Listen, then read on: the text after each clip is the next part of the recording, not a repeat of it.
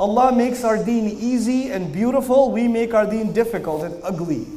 We make people feel bad because they're not perfect. We make people feel bad because they're not completely there yet. The Sahaba were the best generation, yes or no? Best generation of all time.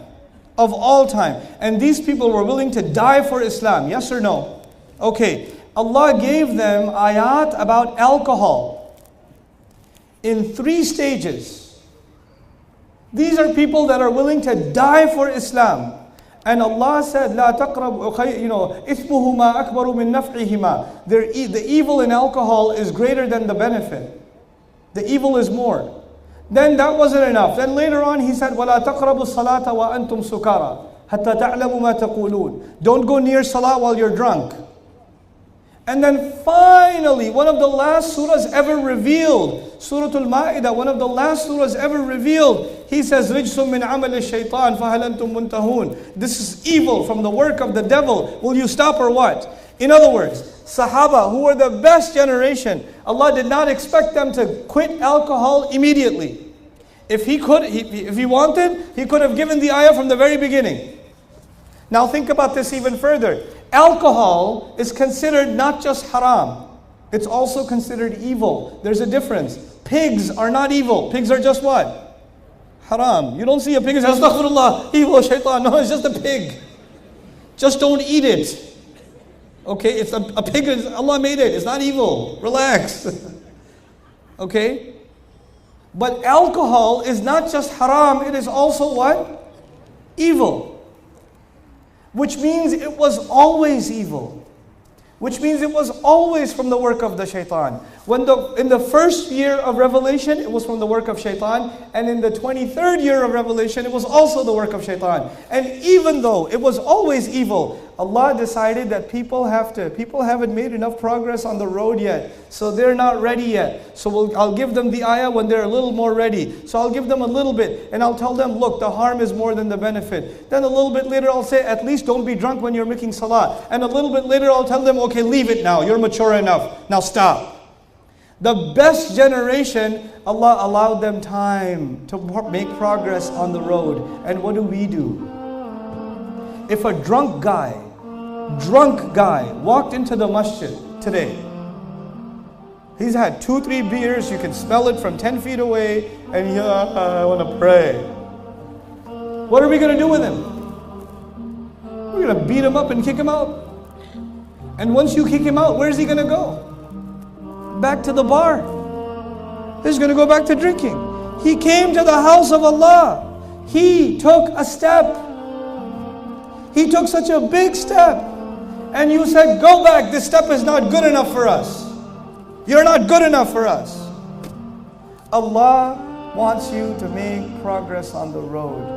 And you have to let other people make progress on the road. And maybe some of them will take their time, and some of them will move quickly. You know, Allah gave the example of growing things on the ground, right? There's a farmer. And by the way, some of you have these, so many. I think maybe in the last year, this question was repeated at least 1,000 times in my lectures. People came to me at least 1,000 times and asked this one question. Let me tell you what the question is. Brother, my husband doesn't pray. My son doesn't pray. My wife doesn't pray. My sister doesn't pray. My uncle doesn't pray. My father doesn't pray. How do I get them to pray? How do I change them? Tell me one thing I can say to them and they'll change. And I say, okay, hold on. I got nothing. There's a farmer, what's step 1 in farming? You put the seed in the ground, yes? You put the seed in, then you put water. Then you go to sleep. Then you wake up. Make sure the soil is clean. Then you put water again. Then you go to sleep. You wake up. You put water again. Remove the insects. Make dua. Ya Allah, take care of this plant. Does the farmer see any progress? Yes or no? He sees no progress. All the things that are happening under the ground. The farmer doesn't say, if there was one thing I could do, it could just change right now and turn into a tree. Let me dig it up, take the seed out, make a tree out of it. Does it work like that? Allah compared the Qur'an coming down to water coming down. And when water comes down, the life on the earth grows immediately or grows over time? It grows over time. When the Qur'an will enter somebody's heart, they will change immediately or change over time? They will change over time. Abu Bakr as-Siddiq changed immediately, but so many Sahaba changed over time. Umar bin al-Khattab, 5 years. It took some time. Abu Sufyan, many more years. It took a lot of time. It doesn't happen overnight. People only quote the example of Abu Bakr as-Siddiq. By the way, Abu Bakr as-Siddiq is an extremely amazing example. Even for the Sahaba, he's too high of an example. What about you? People quote the greatest example and make you feel bad. There are so many other Sahaba, hundreds of thousands of them, radiyallahu anhum wa radu anhu, that did not transform the same way as Abu Bakr as-Siddiq, radiyallahu ta'ala anhu. They took their time, and Allah is happy with them too. Allah is happy with them too. Call people with wisdom. Let them grow. Let them listen. Let them listen. I was giving a lecture in England. When I finished my lecture, a woman came up to me and said, "Please don't tell anyone, I'm Shia. I've been listening to your lectures for a year. It's really helped me a lot. Please don't tell anyone."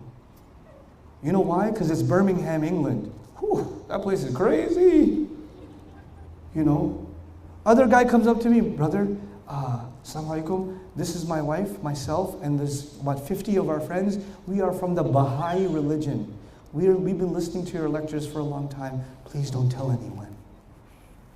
I'm like, "Yeah, welcome. Assalamu alaikum. Sit, relax." I don't need to go after and start having debates with the Shia person or the Baha'i person or any other person for that matter. Why? Because my only concern is to get the water to the heart. That's all. The rest, who will do? The rest, Allah will do that. You're not going to do that. Allah will do that. That's up to Allah what He does. That's not up to me. We don't give people a chance. We're too busy arguing with them and debating with them and pushing them further away from Islam. This is not wisdom. This is just not wisdom. Call people to the path of your Rabb using wisdom. Bil hikmah.